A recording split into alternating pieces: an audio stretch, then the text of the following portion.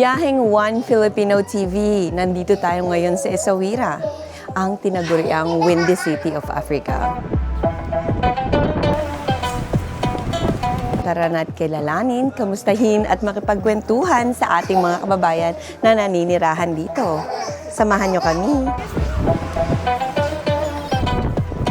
Ngalan? Hazel po. Hazel, taga saan sa Philippines?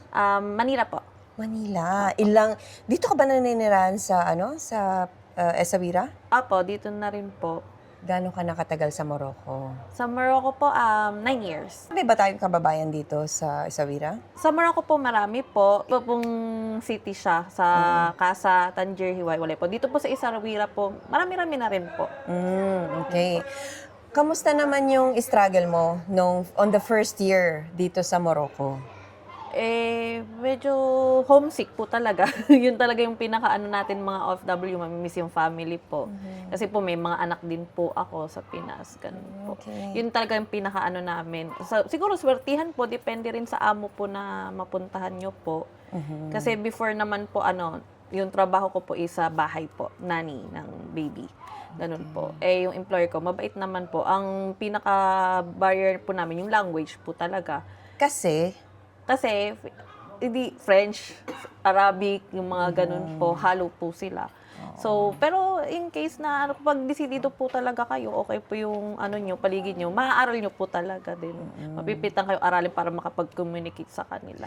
ano naman yung mga normal na trabaho dito ng mga kababayan natin sa Morocco kapag nag-i-start sila?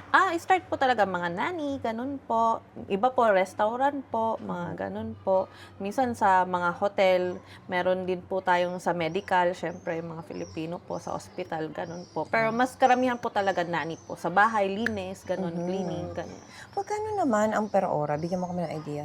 Per ora ng trabahador dito. Kunyari, nani. Magkano ang per ora ng nani? Dati kasi ang first ko, 2016, nasa $400. Ano ito? 4,000 dirham.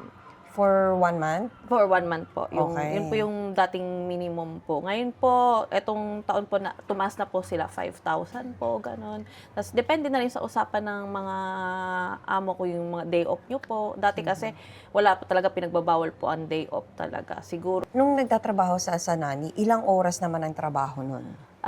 that time is like, lagpas sa kontrata, 8 hours lang. Pero syempre, ikaw ang, tayo kasing mga Pilipino, kapag nag-aalaga ng bata, parang anak na rin natin.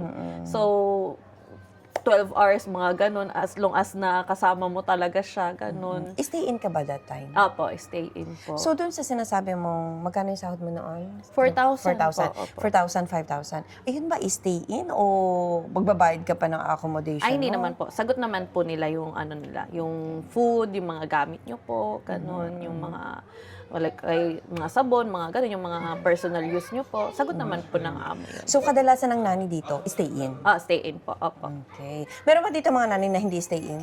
O part-timer lang? Yung, meron din po, na ngayon po meron na po. Dati kasi talagang stay in talaga siya. Na pwede pong part-time, ganun po. Minsan uwian din po, ganun. Okay. 8 hours, tas pwede ka na pong umuwi. So, pag part-time naman, siyempre, per ora yun, 8 hours per day.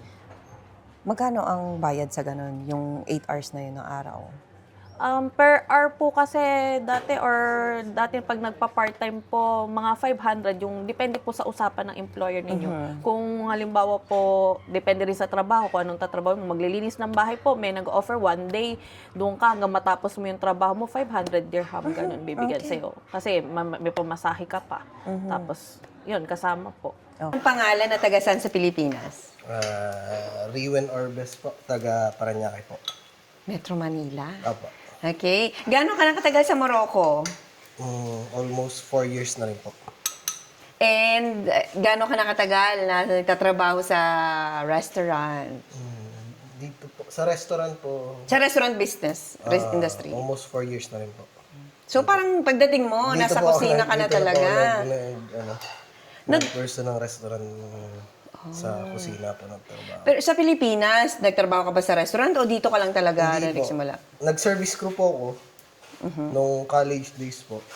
Tapos pagtaas ng college days po, nag-IT. Opo. Dahil punta na ng Morocco. Ay, nag-Qatar po muna, tapos pumunta pa ako dito sa Morocco. Okay. So ilang taon ka na sa abroad? In total? 5 years na po. Opo. 5 years.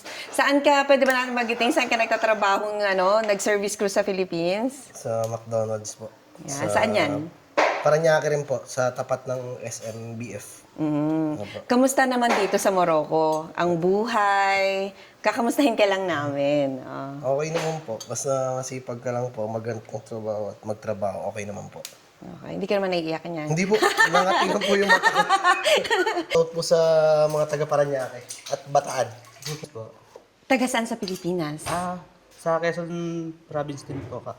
Tiyuhin ko po si Vincent. Vincent po. Oh, nice. So, ilang taon ka na nag-abroad? Pagka-graduate ko po ng almost 2 years po. Pagka-graduate ko po ng college, nagpakuha na po ako sa tito ko dito. Para po magtrabaho. Ilang taon? Ano ba ang tinapos mo sa Philippines? Food tech po. Nice. So, tamang-tama, nasa restaurant ka ngayon. Pagluluto mo kami. Okay, ilang taon ka na sa Morocco naman? 2 years po. Kasi nung pagka-graduate mo, no? Pagka-graduate ko po, dumating na po ako dito. Okay. So, ito na ang una mong experience dito sa Morocco? Opo, ito na po mismo. Okay. Kamusta ka naman? Ang kultura dito sa Morocco? Ang maganda naman po, yung klima po niya, diyamak na mas maganda po sa Pilipinas. Mabait din naman po mga tao dito, kaya madali po pakisamahan. Ano naman ang mga naging struggle mo on the first year of stay dito sa Morocco?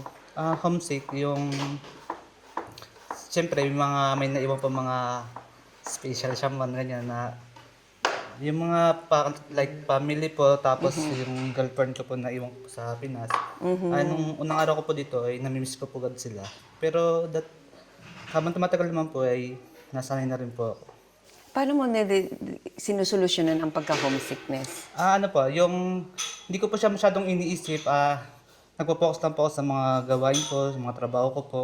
Tapos po ng work ko, humahanap po ako ng mga bagay na pagkakabalan, like games.